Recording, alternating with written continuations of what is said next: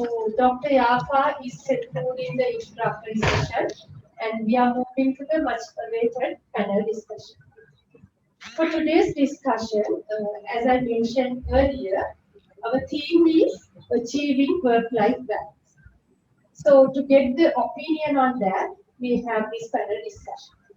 We have three panel members joining with us today. Actually, Professor Parnaka introduced them already, so I will introduce them again. Professor Janita Lenage, Vice Chairperson, University Grants Commission. Professor Shainika Padumadasa, Professor in Chemistry, University of Sri Jagadpura. Mrs. Lankani Hettigoda, Directress, Research and Development, Hettigoda. I would like to welcome you all once again for this panel discussion. Sure, you can come over here.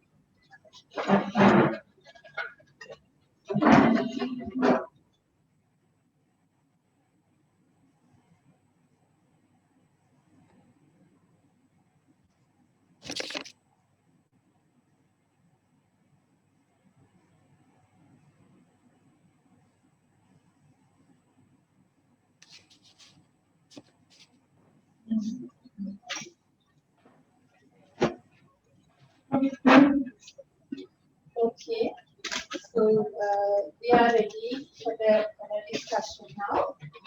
Let's start with the very first topic, that is the progress you have made in your field. To begin with, Professor Janita Lenage. Over to you, Professor Lenage. Yes, I'm in my field is chemistry, and I'm a senior professor at the University of California. Actually, I got my chemistry special degree at the University of Sri Jagadpura. And then I joined California University. Then I got my PhD in chemistry from the University of Wales, Cardiff. Then I think from the actually when I started my career in chemistry, from that point of view, I had many challenges. Actually, I joined the university to do chemistry, biology, and mathematics because in my A levels I did chemistry, physics, zoology, and geomaths for my A levels. But I joined the university to do chemistry, mathematics, and biology. But from our batch, we had to do, instead of that combination, we had to do chemistry, zoology, and botany, which I haven't done for my A level. The botany, which I haven't done for my A level. So anyway, you have to pass botany to go forward. So in the first year, I had to struggle with botany, and I managed to pass botany. Then only I get into the chemistry special course because it is the selection was done in the first year. So anyway, I managed to get through it and managed to get the university position after the graduation as a chemistry special student, chemistry special graduate from the. Then anyway, then I joined California and I got my PhD in chemistry. Then I came back. I spent only 2.5 years to get my PhD and came back to the university. And since then, anyway, I was able to come up to this position as a senior professor in chemistry, doing research, training students, and actually, while doing that, I did many other administrative positions. Thank you, madam. Next, let me call upon Professor Shainika Padumadasa. Professor Padumadasa, you can share your experience with us. Thank you. I graduated from the University of Colombo, and after completing my doctoral studies at the University of Oxford, I returned to Sri Lanka and joined the Department of Chemistry, University of Sri Lanka in 2010, 10 years ago. Here, I embarked on a journey in teaching and research.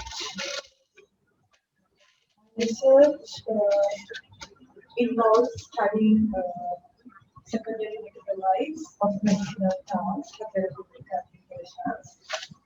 My main focus has been on the potential development of a therapeutic agent for pneumonia, which will benefit women worldwide. I have, during the past 10 years, I have a significant number of journal publications, abstracts. I have written some books, monographs, book reviews, and I was the recipient of the Fulbright Advanced Research Scholarship in 2016. And through this, I went to work at the Natural Product Center at University of Arizona and University of Lankan. If I want to mention some of my accomplishments within the university, I must mention about serving as the director for Center for Plant Materials and Global Products Research. Currently in the university, there are 21 such research centers, and I was the founding director of the Center for Plant Materials and Global Products Research, and I served in this capacity for 3 years. And then I was instrumental in introducing the master's program in science and technology on herbal products, and I was the coordinator for more than 3 years.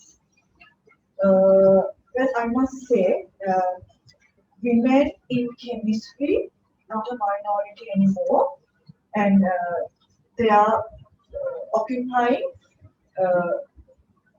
the most important positions serving the nation. And the best example is Dr. Janika, who is the vice chairperson in UPC currently.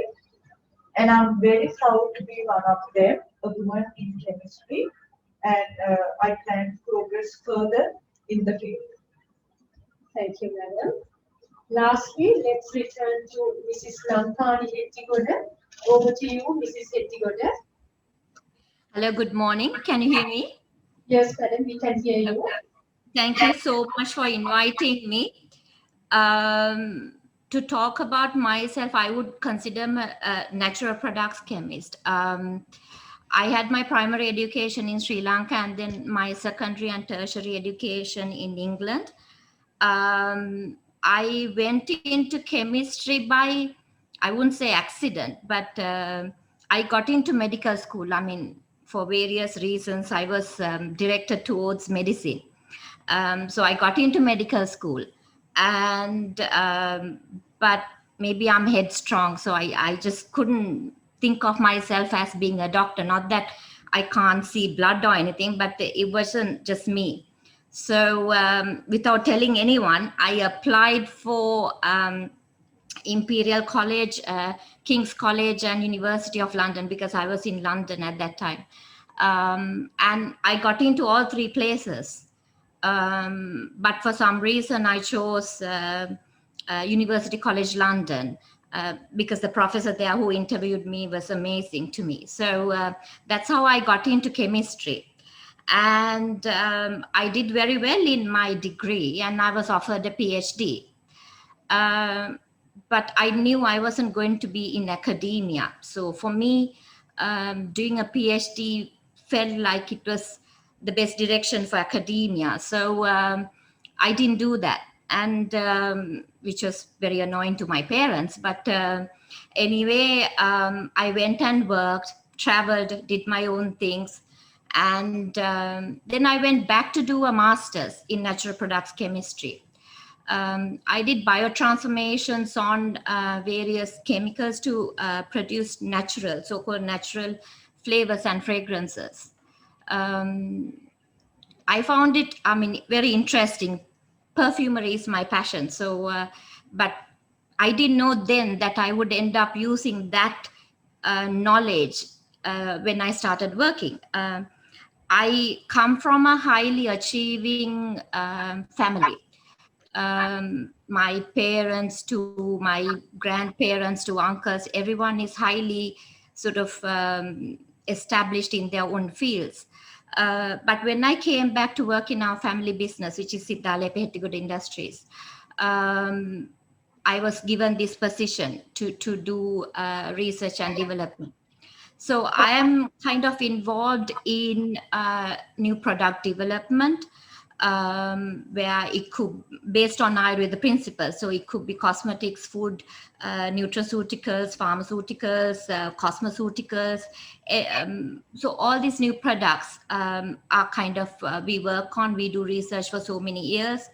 And then also develop existing products, whether it is to do with changing requirements by regulatory authorities. So when I said about my research project for masters, I did biotransformations. Actually, arishta making is a biotransformation.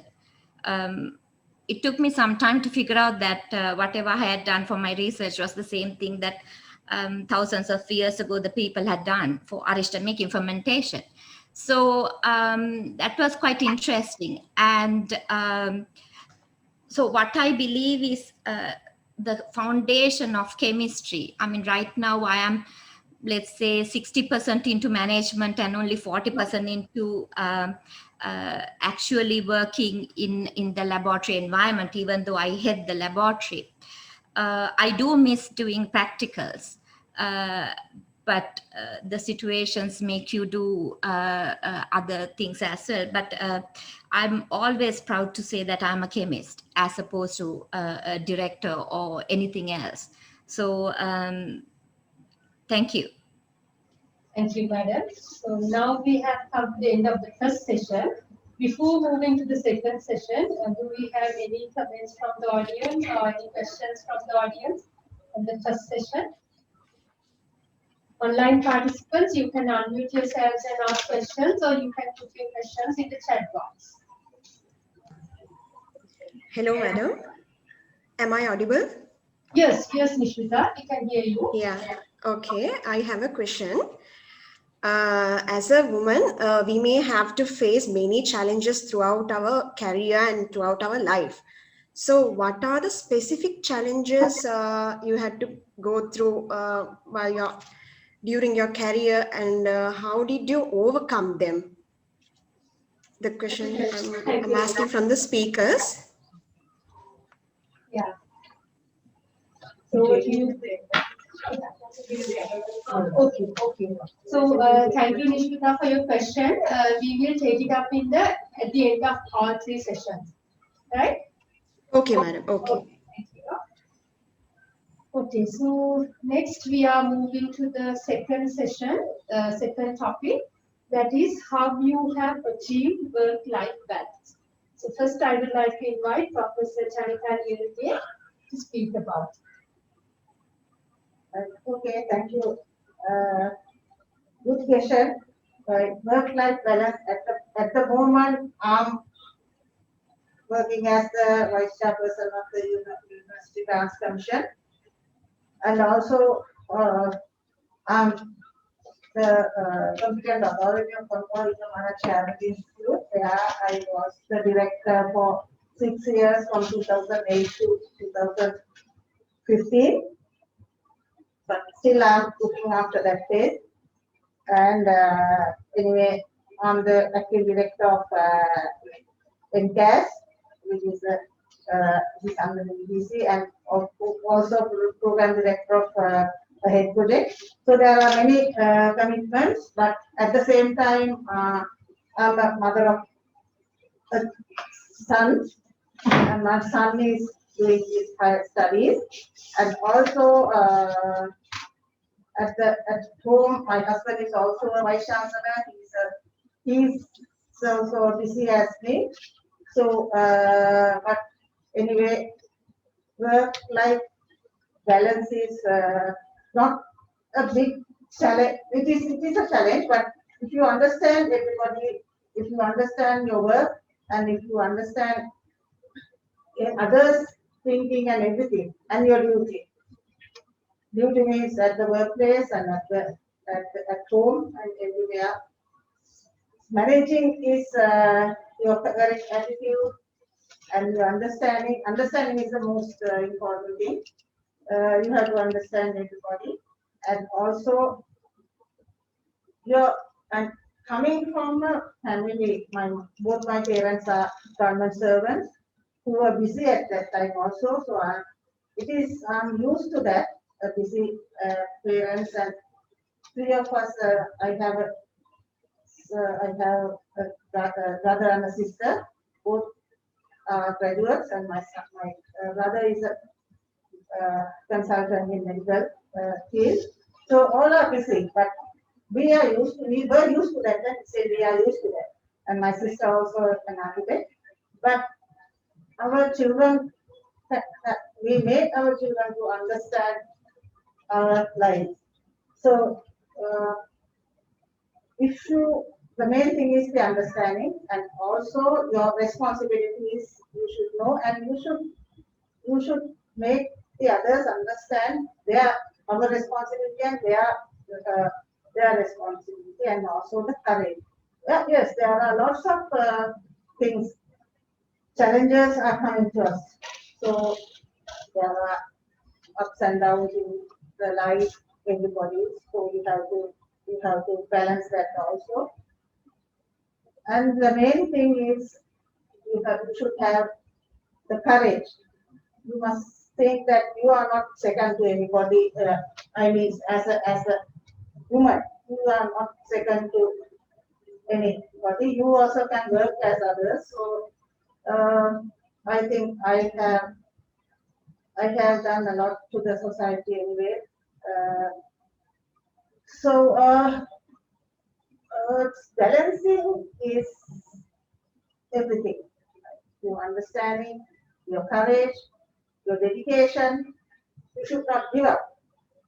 I always follow what uh, Abdul Kalam said, not to give up anything. So that is your personal life, your work life, everything, not to give up, and you should achieve your target. But at the same time, you have to, you can balance your life at home and anywhere. Thank you, madam. Professor Chanika Padmanabhan, you can share your experience. Our daughter, sister, wife, and a mother. And I also have a career in chemistry. So it's not easy juggling all these very different roles. But to make my life easy, I try to create a very harmonious work-life balance. So I try not to have everything in life, but only the things that really matter to me. So now to do this, I set work hours on a daily basis or weekly, and then try to stick to that, and then I prioritize work. Maybe have a to-do list so that I use the time wisely and I multitask. I think women, all of us are very good at multitasking, so I do this as much as possible. And then, no matter how hectic my day has been, I try to spend time with my family. I have a daughter and a son. I'm very proud of them. Maybe end up in the day by playing a game, board games, travel, and then maybe watch a movie. As a family, we plan things to go for a swim, even family holidays, things like that, and even to spend time with my mother. I plan because sometimes forget to do things for her, so she likes to go out. So I make time to take her out. Uh, and then, as Professor Nirmali mentioned, I believe me time is very important. I give myself time.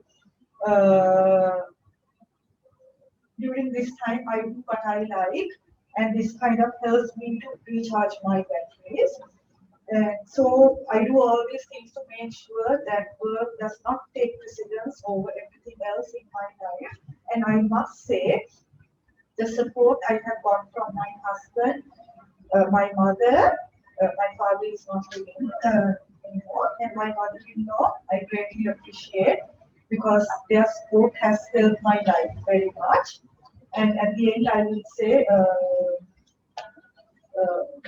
by having a very peaceful work-life balance, I'm satisfied by work and by life. Thank you, Madam. Let's return to Mrs. Lankan Hettigoda. Over to you, Mrs. Hettigoda. Both the professors have said a lot of the things that I wanted to say as well. I think work-life balance is it means different things to different people. Depends on your own situation. I mean, I work in the private sector, so even though I try to have set times for work-wise, but my phone is never switched off. It is, I mean, for various work commitments. We have operations all over the world, so like they don't sleep when we sleep, so like communication wise all the various things are there. So having said that, what I see the biggest thing is time management. I think a lot of the successful women are good at, like Professor Chainika said, multitasking and time management. We somehow balance the work, um, managing work, home side of things, so that you prioritize which is what, when it has to be done. So I make list, I mean daily I make list as to things to do, whether it is home front or work front, so that, and I tick as I finish off things, I tick so that I know I have achieved my goals. The other thing is, to have the balance, you need to take time off, like previous other professors have also said, having me time. You know, you need to have your own set interest, whether you're going on holiday or doing your own thing, like having hobbies, paint, art, sewing, whatever it is that you need to do. You need to have your own free time to do your own thing. The other thing I found is, you have to communicate with your partner, the husband, the wife, whoever, to make them understand that your work is also extremely important and you're doing something important, so that you need that time away from them. But like both the professors have said, we seem to have very understanding. I mean, I'm married to a scientist as well, so that he also understands my work while I understand his work. I mean, he's a consultant. He's European, so he does consultancy work in Europe. So that his time, his traveling, that I understand. So you need to have good communication skills, so that there is commitment from each party. The other thing is, you need to know your strengths, and you need to work on your weaknesses, because we all have some weakness somewhere. I mean, and you need to sort of like work at it, and then, but show off your strengths, you know, so that this you have to have a sound mind. I mean, maybe you need to start doing exercises, meditation, whatever, but it's very individual as to, I find it is difficult to say this is the best example. We all need to find our own niche as to what makes us sort of keep us sane. Even this pandemic time has brought in so many new situations where it has been a struggle, whether it is even mental health. I mean, for us in the industry, it's like trying to keep all the staff safe. So daily, it's a battle against so many external forces, so that trying to keep these people safe, educating them. At the same time, I'm going through tough time as well, in the sense, my husband is stuck overseas, he cannot come for a long time. I'm only recently that the airports have opened. So this balance is, it's a very thin line, and I think it's very individual how people manage it. I don't know whether we can say this is the standard and follow this, but I do my best to balance it out. Okay, thank you, madam. So now we are moving to the last part of our discussion. The third topic is advisors for the next generation of kids. Professor Janita Renike, you can start. Right. Advisors means actually as a chemist, as a teacher in chemistry, doing chemistry, and who practice chemistry in the teaching and research. I think chemistry is the tool for everything.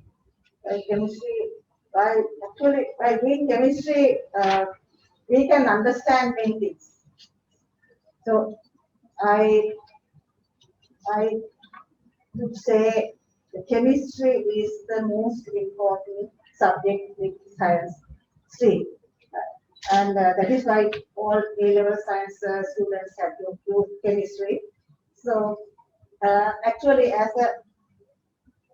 the immediate past general president of the premier scientific scientist institution association, Sri Lanka Association for the Advancement of Science. I was the general president last year, but I always think and told everybody that chemistry, the section into chemical sciences, chemistry is the most, useful and the, what I said is the useful subject in your life, because you develop your analytical thinking when you do chemistry.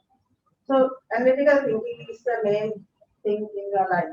You must analyze everything when there are challenges and when you have to balance your life. You have to think analytically. So chemistry trains you how to balance your life and how to think and analyze if there is any problem, and if you have to find a solution, not only in chemistry solution, but your life solution. You have to not only that, actually when there are problems from when I am in the university, when there are problems from the students, and in the workplace, if there is a problem, you are always, chemistry provides solutions. I think that was the one slogan at one time with the Institute of Chemistry. Chemistry provides solutions. So I think it was you know given by chemistry provide solutions. So we have actually, that is the main thing. Chemistry is the main area that your that young chemists, young children can study, and but you have to study it, not you have to do it, you have to practice it. So to all young uh, the young generation, what my advice is, now some A-level students in the mathematics team, they say chemistry is difficult. But when you understand, don't cram chemistry, you understand and you do the chemistry with an interest. You have to make it as an interesting subject. So you can make use of it throughout your life, not only for passing exam.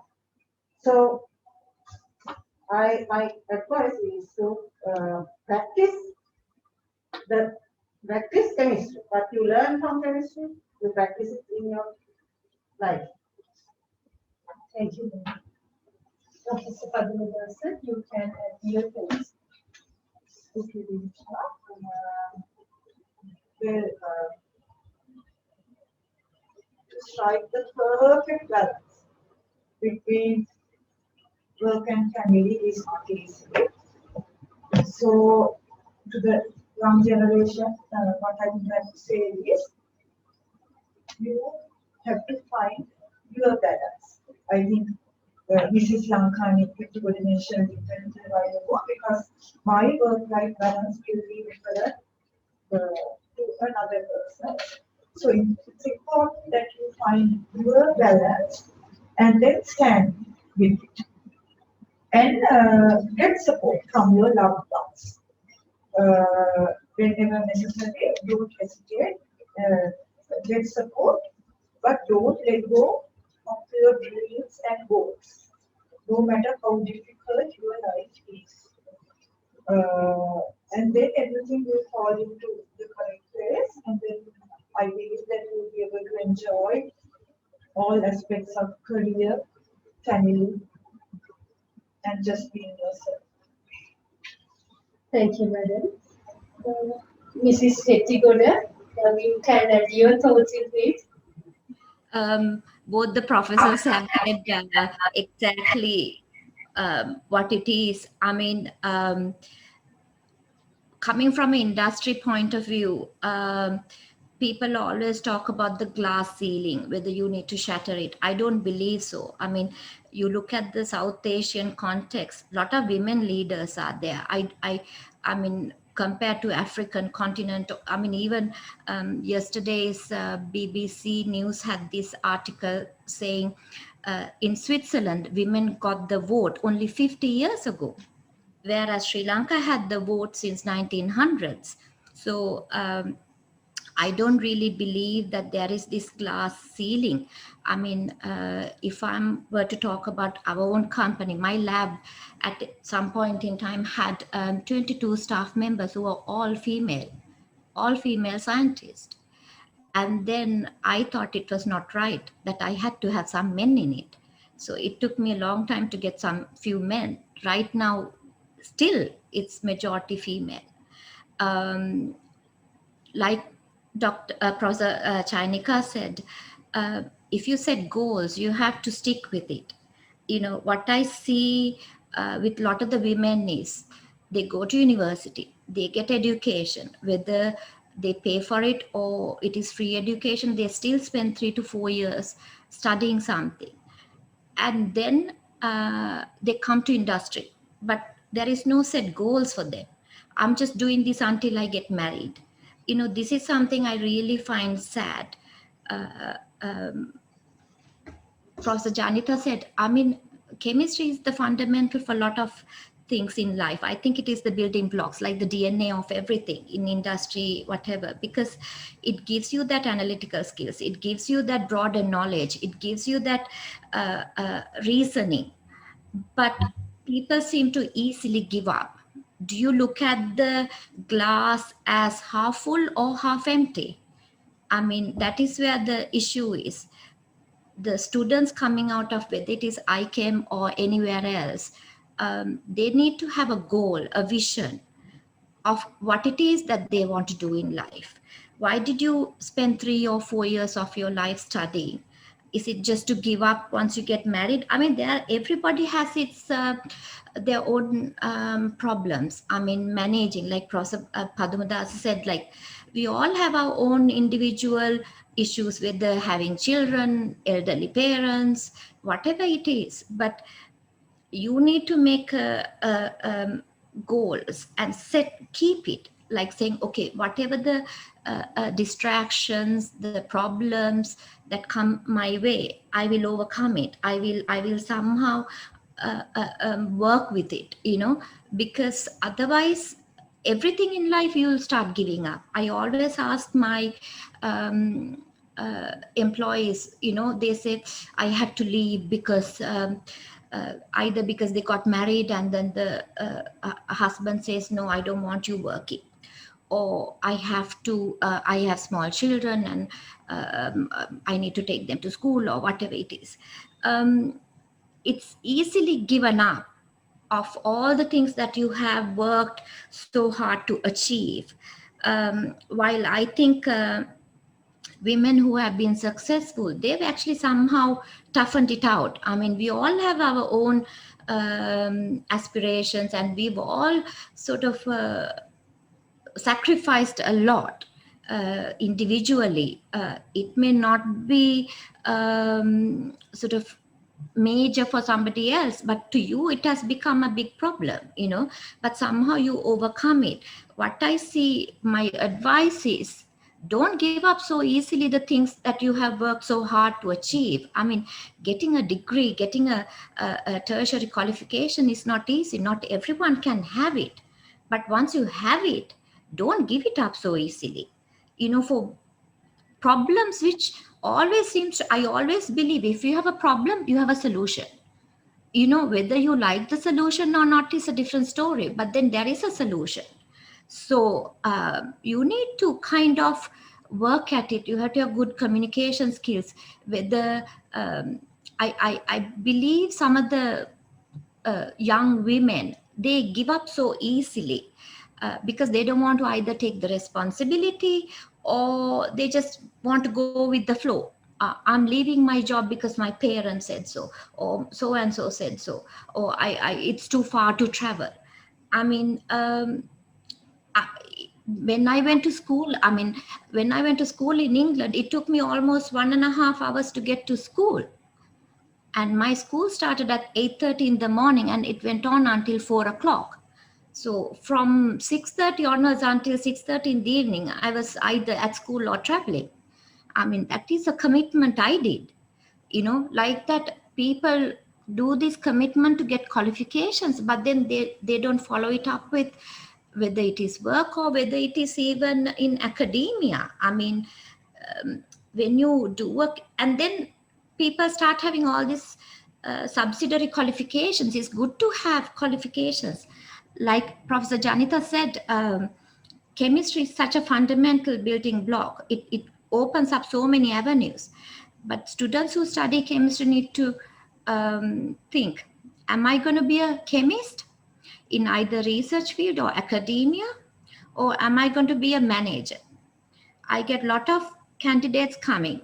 They have done chemistry degree, and then they have done some HR management course. Then they have done quality diploma, and then they have done some computer thing as well. It's like jack of all trades. They're not good at anything really, So they sell the chemistry degree, but they are not really chemists, because they say, oh, I need the management because I need to manage people. But to get to that position, you need to establish yourself. To do establish, you need to be at one place or industry or wherever it is for a few years, for at least 4 to 5 years before you can establish yourself. So this commitment, this distinction, why is it that I am special? Like, you need to make others understand that you are also doing an important role. Your job is important. That you're not just a pen pusher in either in university or industry or wherever. You actually have responsibilities. You, for work, you have been given duties. So don't give up these things that you have achieved so easily, because then that's when the society look at it and think, oh, it's women, they are complicated, they have so many other issues. I mean, we all have, Sri Lanka has its own problems with the transport issues. If you have a family, whether you have facilities to keep children in a creche, or whether there is anyone to look after your children, school times, all that it is there. But all these eminent ladies who spoke, I mean, they also have sacrificed their time, their children. I mean, it's a give and a take. So you can't so women who, the students at Institute of Chemistry or wherever, they need to think, am I doing this just so that I put some tick on my CV and say I got a degree, or is it something I use as the foundation for further progress in my life? So my advice is you have to have a vision, a goal, who you want to be. It's perfectly amazing to be a mother and a housewife, and do that, because I think that is the most hardest thing, compared to everything else. But then at the same time, there are people, women, who want to be career minded, and they are also good at that. So don't give up so easily the hard earned qualifications, the education, the time you had put in. That's my advice to any woman who wants to succeed in life. Thank you, Mrs. Sekhuvara. Here in this discussion, we have some main chemists. Professor Namal Priyantha, National University of Peradeniya, Mr. Somapala, former government analyst, Dr. Kirti Attanayake, and Dr. Ranmal Gunadeka, senior lecturers of College of Computer Sciences. So, Professor Namal Priyantha, what is your view on women achieving work-life balance?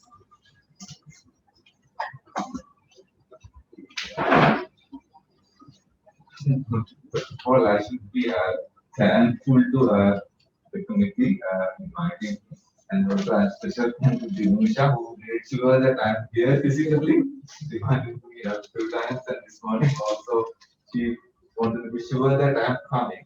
And I'm thankful to our department also for establishing the Women Chemistry Committee. And my view, of course, I'm impressed by listening to the speakers of many women chemists. And of course, there are challenges, and many women who spoke today explain how challenges have been overcome and how they were able to overcome the challenges.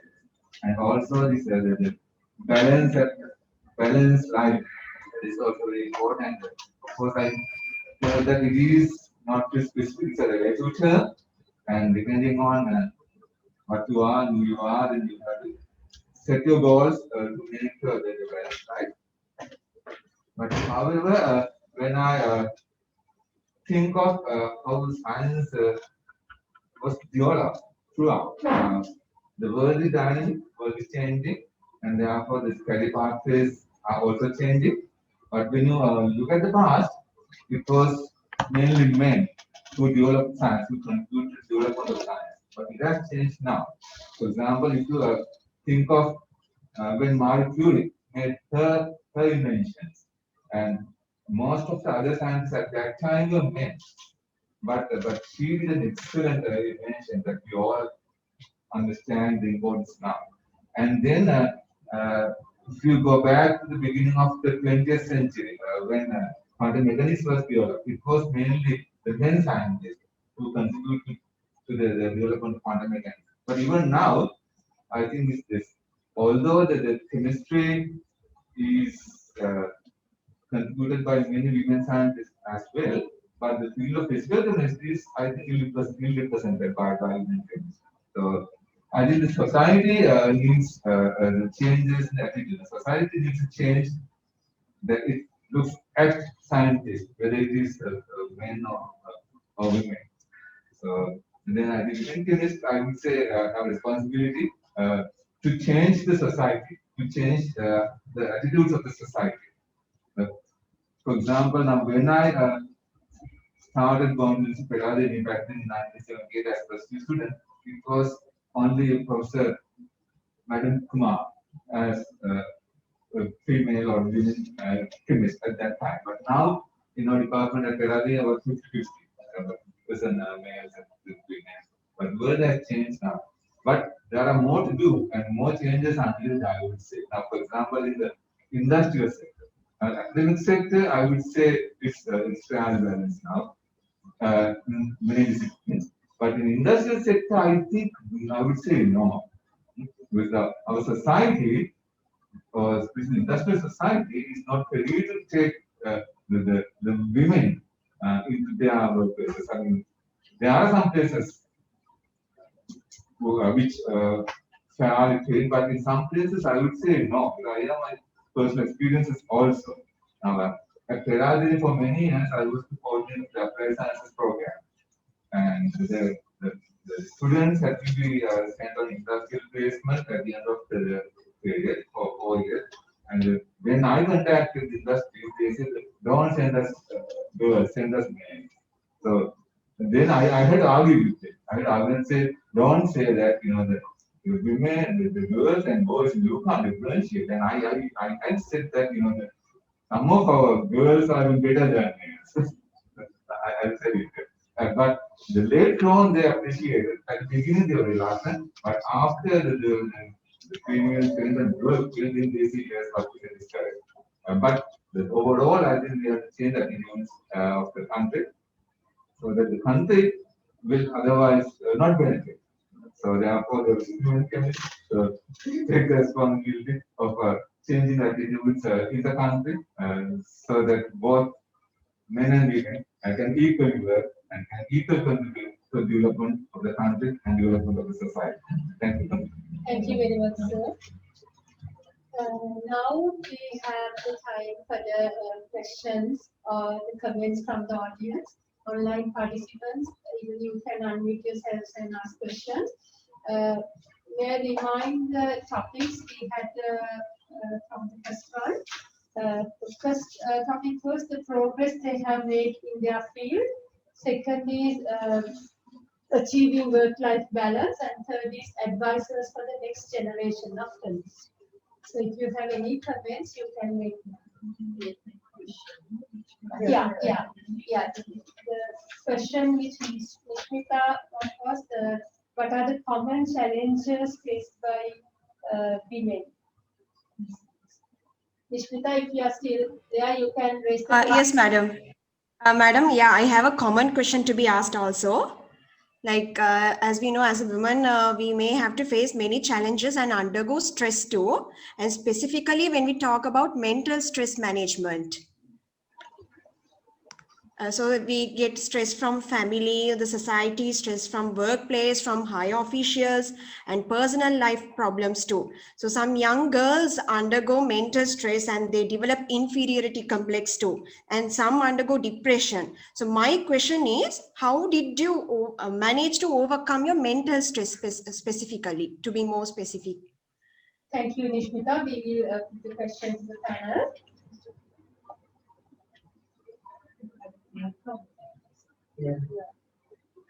Okay, if I want to add something to that, I think I, of course, have been very fortunate to get support from my Lankan. So when I had my daughter and son, my mother was there. She actually traveled with me. She was at Oxford with me, looking after my daughter. And then after I come in here, after my son was born, she was also there. And then my mother-in-law. So it's important to get support, otherwise you become very helpless. And then it's nice, like when you're married, I mean, if your partner supports, because when we went to America, my husband took leave and I went to work, and my husband stayed at home to look after the kids. So because working in the US is very tough, because when you go there, you don't even have time to eat. So you have to have real peace of mind to do something. So I was very happy that he took care of my kids. He would drop me off in the morning, and in the night he would come. So my supervisor was very surprised. He would sometimes come out to see whether he has actually come, because he couldn't believe it. So get support from loved ones. Maybe, I mean, even if your mother or mother-in-law is not there, I mean, there are for childcare, there are a lot of good support systems. So don't stress yourself and don't give up also, because life is not a better process. Because I remember when I was doing my PhD, I conceived halfway through, and then my husband was here in Sri Lanka. I was in the UK with my mother, and then I came to Sri Lanka to have my daughter, and she was not granted visa. So I had to go alone. And then eventually, when my husband got a job fully, my daughter was granted visa. So life has not been easy, but don't take quick decisions. So my family always said think in the long term. And we have to make sacrifices, we have to struggle to make our lives better. So that's what I have to say. Madam, we to end the meeting now. Yes, I totally agree with Shanika. Actually, uh, the, we should be able to, as women, we should be able to make the others understand that sometimes you find difficult people, but most of the time when you make them understand that your work is also important at even at home or even sometimes at the workplace. Uh, I'm not saying that some places you don't get, people that you cannot you can manage always, but most of the time you, yes, as women, we should be able to make them understand that our work is also important. Your work is also important. So we have to do some sacrifices. We have to sacrifice some, not your job, not your life, but we have to sometimes take a step back. But anyway, that doesn't mean that you have to be pushed out from the system or pushed out from somewhere. Just when time comes, take one step back, but it will initiate you to go more far from your journey. So I think that is the life. You have to understand it and don't give up and don't stress up yourself, but try to make them understand that who you are and what you are and what you are doing is also important. Thank you, madam. This is Hetty. Do you have Yeah, I mean, everyone has their own problems, issues, and it's a huge importance to one individual, but it may not be for somebody else. As I said, my problem may be such a trivial thing, but I'm married to a foreigner who doesn't speak Sinhala. I have domestics who doesn't speak English. So, and I come to work early in the morning, and imagine like as to the domestic arrangement. So I had to write something in English, I had to write something in Sinhala, I had to like all kinds of coordination, which are actually entirely trivial, but it is a huge drama because what they want to say to my husband they can't say. He's asking me, the telephone calls going back and forth, but it's my choice, so a lot of the time problems arise because of our choices. I mean, okay, some are there because of society, but so you have to find ways to, like Professor Chainika said, I mean, her baby didn't get the visas. I mean, I had the same issue with my husband's visas to live in this country. I had to constantly go and get all kinds of documents and whatever, and I had to constantly prove to the authorities that we are married. So, which is rather silly, but so I mean, if we want to make it a huge deal, we can do it, but what I see with the female staff in our I mean, we are very female heavy company, but we try to provide them with various facilities, but it is the women also who needs to, like Professor Janita said, to make others understand that their job is important, that their work is important, that they are important people in society, important to the company. Don't give up so easily, because I had some girl in my lab who said she's leaving because her grandmother was ill and that she had to look after. And I was like thinking, and then she was constantly telling me about the financial difficulties.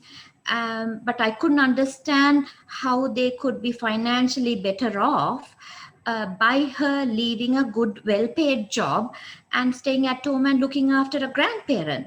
Um, so, is that the solution to the problem?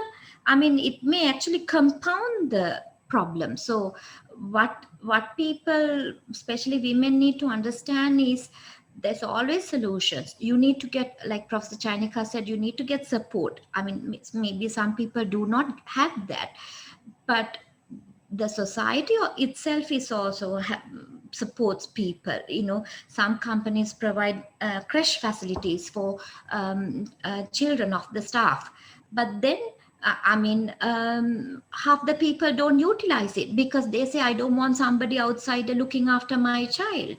I want a relation looking after them. But then you need to find a relation to look after your child, you know. So that is also not society's fault. I mean, I don't have children, but my brother and sister have children, and because of our work, I mean, all these kids were brought up by nannies. uh, so didn't these children sacrifice? They didn't have their parents time, because we were working, but it is a choice that we made. So, like I said, this work life balance, the problems that arise because of that, I think women are capable and they're multitasking. So, they need to, problem always has a solution. Whether the issue is whether you like the solution that is given. I mean, so you need to be finding solutions that suit you. So so far I managed to find solutions for my maybe such trivial situations, but we all need to find our own solutions to the various difficulties that life throws at you, because every day you will come across something new. I mean, did we, any one of us, envisage this COVID pandemic and how it has created so many other problems? So we just have to work at it and overcome these solutions. Okay, thank you, Mrs. Setigoda. Nishmita, I hope the panel answered your question. So, Yes, madam. Thank you. the time constraints, we can give time, we will conclude the session now. So I would like to thank Professor Yeneke, Professor Padmanas, and Mrs. Setigoda for your valuable input. Also, I would like to thank all other women chemists who joined today, men chemists, WCC committee members, academic and non-academic staff, dearest teaching assistants, and especially to the webinar crew to make this event a success. And thank you everyone who joined with us today, physically coming over here and through Zoom. Let's continue our networking over breakfast. So we have organized a traditional Sri Lankan breakfast. It's actually now it's the lunch time. Let's enjoy the breakfast now. Thank you everyone once again. Have a nice day. And thank you, Lisa. I think you did a wonderful job in moderating the event. Thank you, sir. Thank you. Thank you.